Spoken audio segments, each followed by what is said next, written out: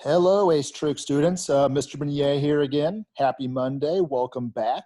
I hope you guys enjoyed the weekend. It was a nice weekend. Good time to get outside and get some fresh air, hopefully.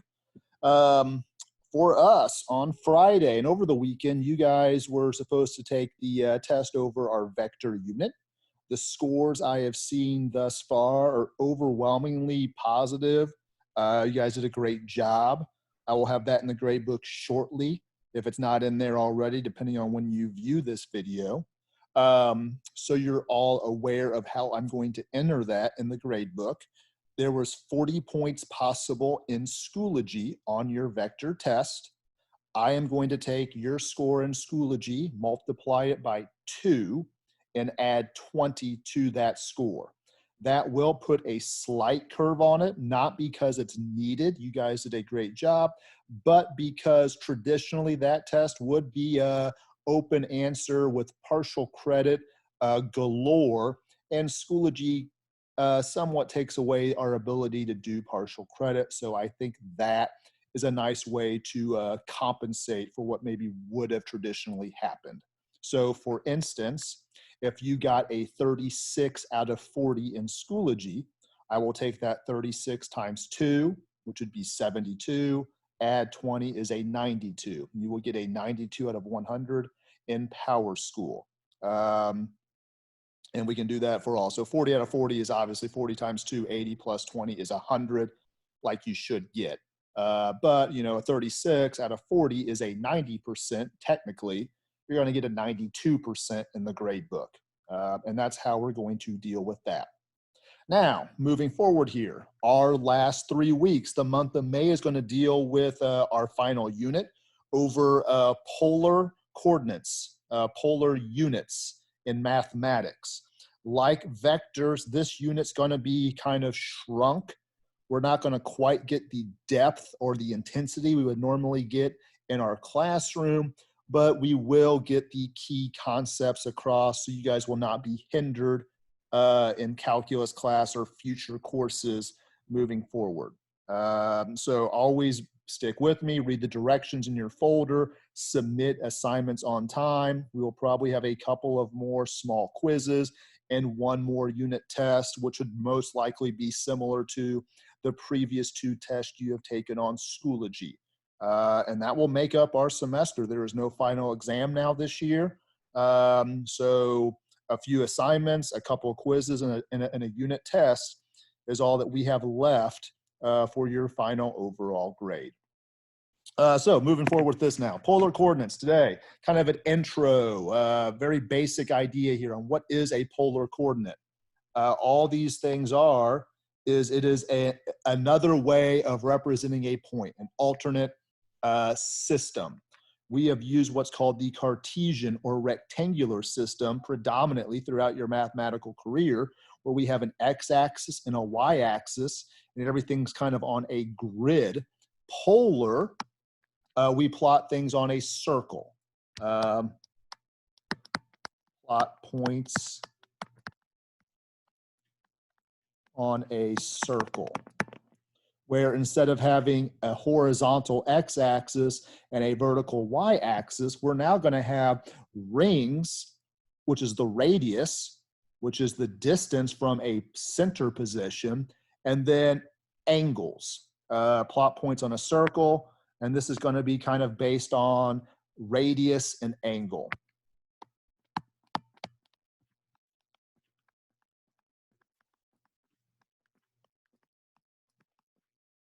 This system, it's powerful for a few reasons. It's used a lot in navigation, plotting, because we can figure out distances as a radius and angles of direction in that way. So again, that's polar coordinates in a nutshell. Instead of x comma y, we have radiuses and angles. So moving on, how do we look at these things? What do they look at terminology-wise here?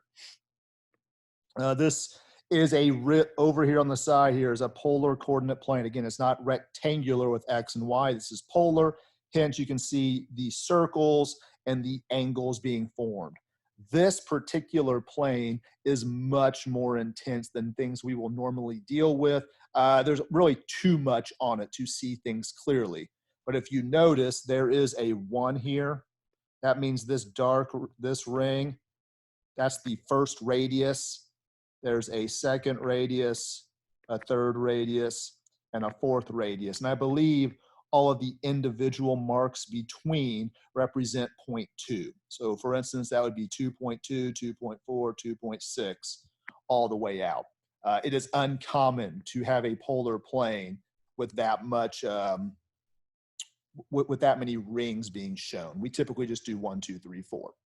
As far as terms, the pole, that is the center or the origin. It's called the origin in the XY. For us, that is called the pole, right there in the middle. The polar axis, that is the positive x-axis traditionally for us.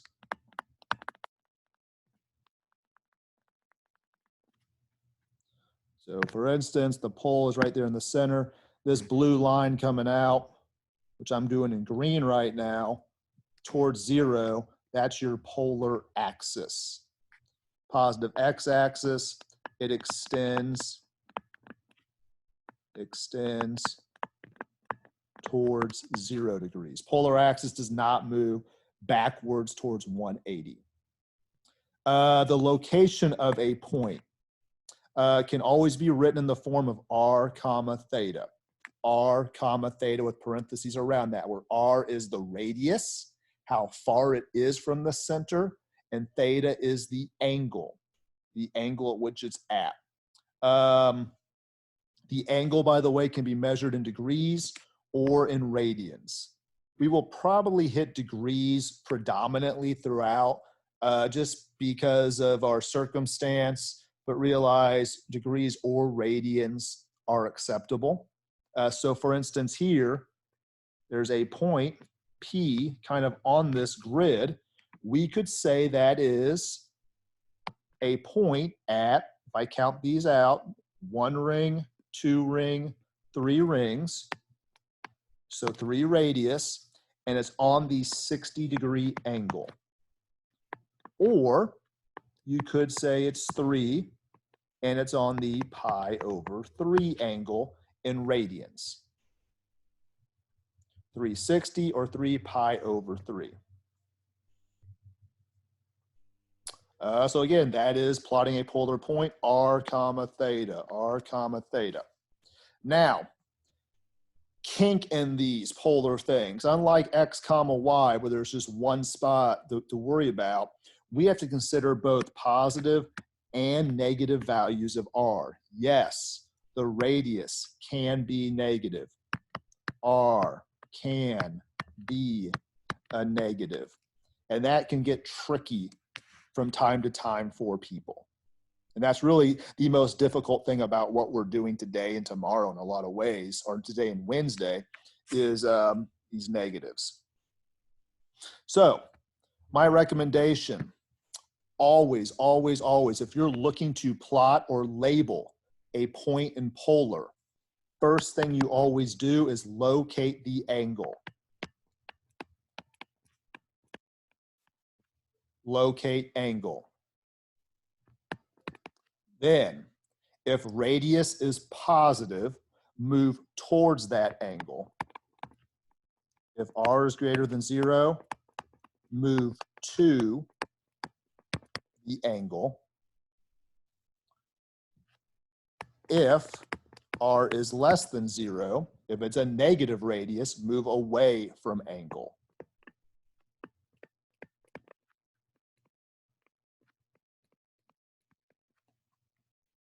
So what I mean here is, hey, locate the angle.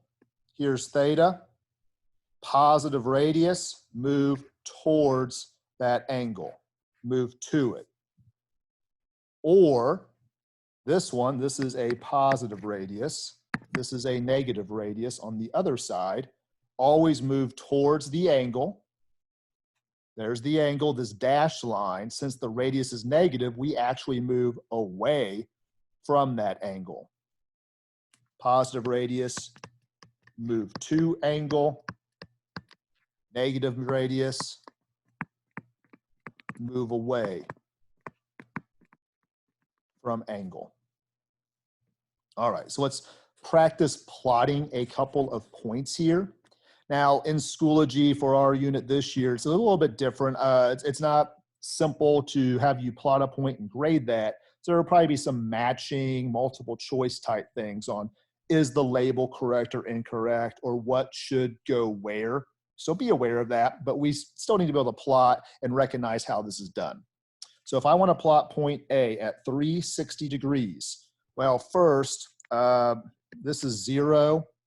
We should know 90 is up top. And if I look in between, these are all 15-degree increments.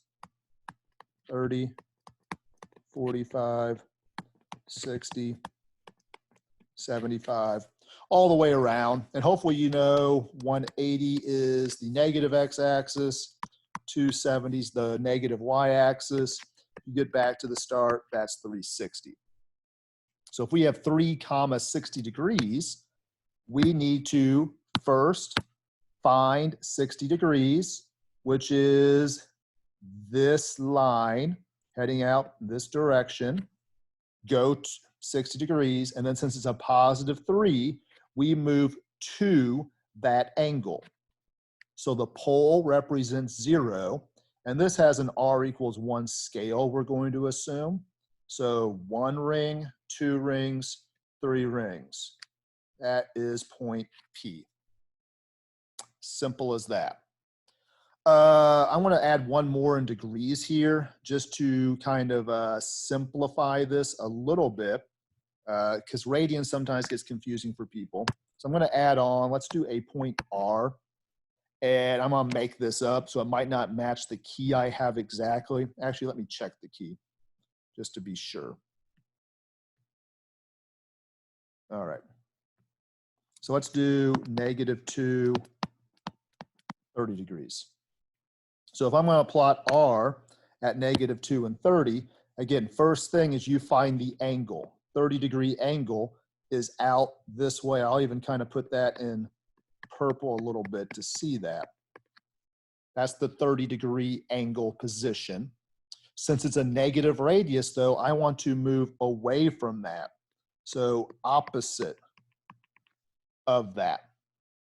So that my point would be, okay, 30 degrees, negative radius, let's go opposite. The pole is 0. So opposite means backwards is -1, again is -2. So R is what I just kind of colored in heavy in purple there. That point. All right. And then we can still do things in radian mode. If you remember that, we have 0. Hopefully remember 90 is, whoops, pi over 2, pi. Pi over 6, pi over 4, pi over 3. It's kind of how that worked. Pi, 7 pi over 6 is a little bit bigger. We skip that first one. There's 7 pi over 6. If I want to plot point Q here, again, locate the angle. 7 pi over 6 is out here. I kind of put it in green a little bit. There's 7 pi over 6. Find the angle first, even though it's listed second in the ordered pair. The radius is a negative number, so I move away from that angle. So instead of going out to 7 pi over 6, let's move away from 7 pi over 6, which means theoretically you're going out to the pi over 6. That point then is -1.5. It'll be between the first and the second ring. So if I put kind of a heavy dot there, that's Q. 7 pi over 6, but opposite from that 1.5 units radius. Okay.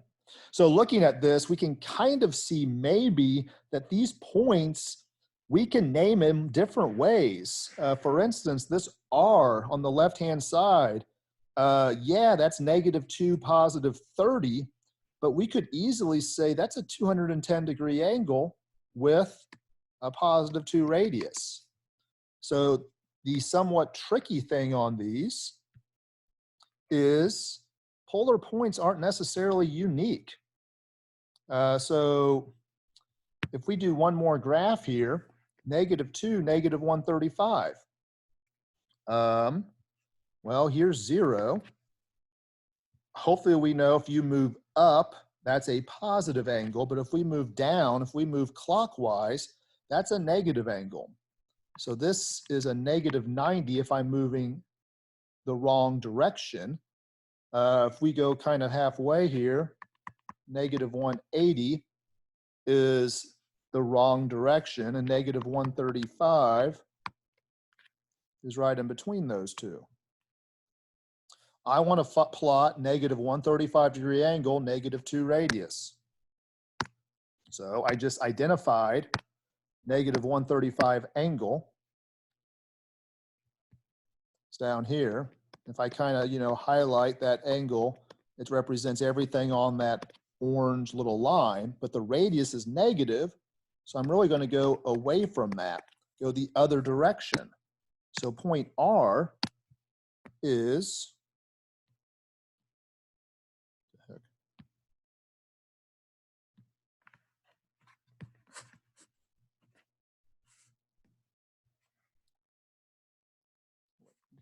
sorry about that. Point R is going to be, again, -135 angle. Let's go 2 units away from that. It's going to be out where I'm putting that green dot. That's point R. But we can kind of see how if I did this in our traditional form of going positive angles, that -135 line is coinciding with a 45-degree positive angle. And then that ring is the second ring. So this could be 245 degrees. 245 and -2, -135 represent the same location.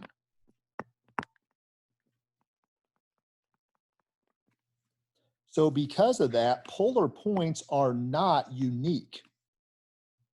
We can represent these in infinite number of ways.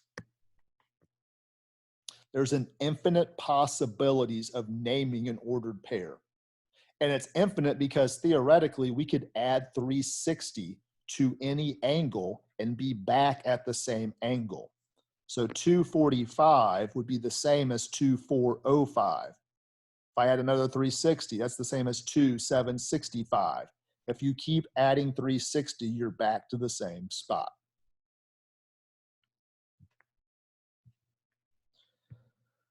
So something else that might happen is you might be asked to name points 4 different ways or multiple ways.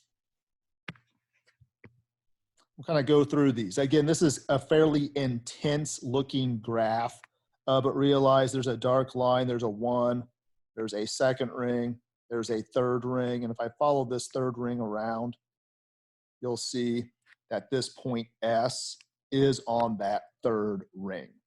But we want to enable this point 4 different ways such that our angle stays between negative and positive 360. So really what this comes down to is I want a positive radius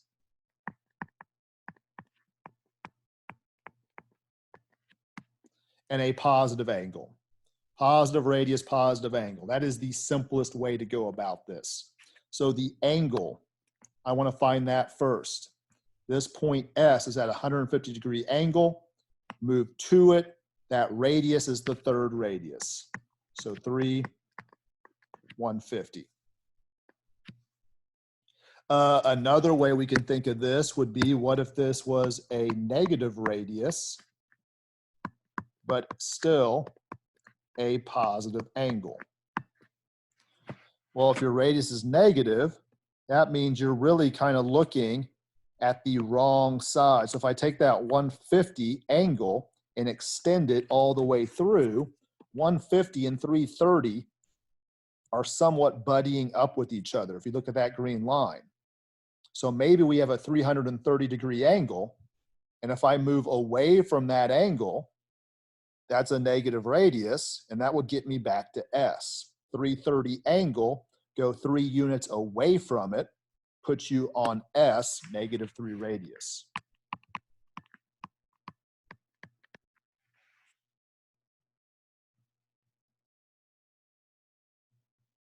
Okay. Or maybe we say that we have a negative radius, but I don't want that, sorry. So let's go back, let's do a positive radius and a negative angle. So -360 is less than or equal to theta, less than 0.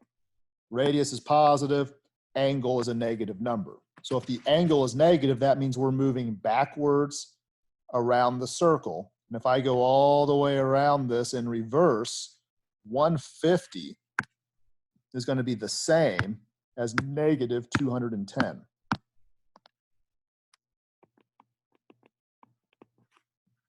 There's -90, -180, -210. So -210-degree angle, +3 radius.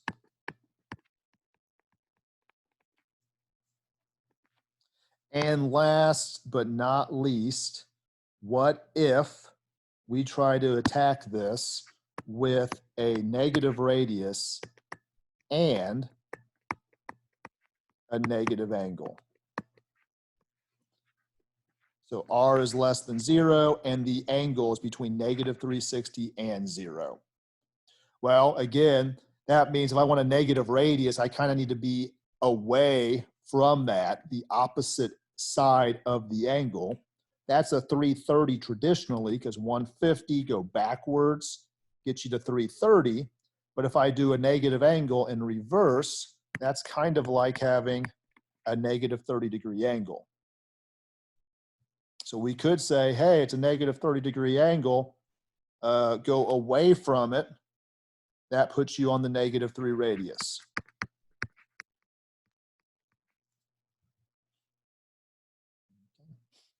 And those are the 4 different ways of labeling that. That's probably the trickiest part of the entire day. And they all represent the same point.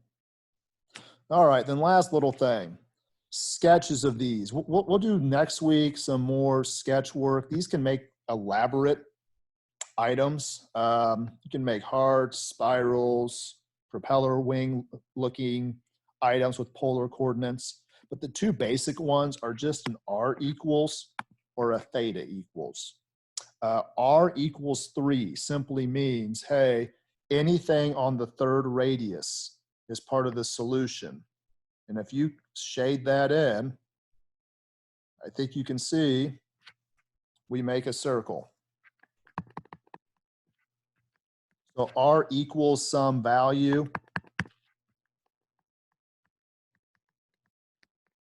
is always a circle. And that's going to be beneficial when you get to calculus class maybe, because instead of having x's and y's mixed together to make a circle, this is one nice clean variable of R. Theta equals 3 pi over 4. That just means, hey, the angle 3 pi over 4, which is out here, anything on that is part of the solution. And like we've been discussing, if you have a negative radius, you actually move away from that angle. So it doesn't stop at the pole. Anything on the 3 pi over 4 angle gets part of the solution gets shaded in, and we can see it just makes a line. So this is always a line. So theta equals a value is a line. And those are the 2 most basic types of curves. All right, guys, that's kind of it right now. Just the basics, get our feet wet on polar. Just a new way of plotting points, labeling points. Instead of using a grid with X and Y, we use a circle with radiuses and angles. Big thing is there's an infinite number of ways to actually label a point. Find the angle first. Positive radius, move to that angle. Negative radius, move away from that angle. Your assignment, do the section 9.1 intro polar Schoology assignment in this folder by 11 a.m. on Wednesday. It will grade it for you. You see how well you did, but it's going to be a completion grade. So you're not going to be graded on how well you do, but the fact that you get it done by 11 a.m. on Wednesday. Got any questions about that, please reach out to me. Let me know. Hope you're all doing well. Hang in there. 3 more weeks, you guys. Later.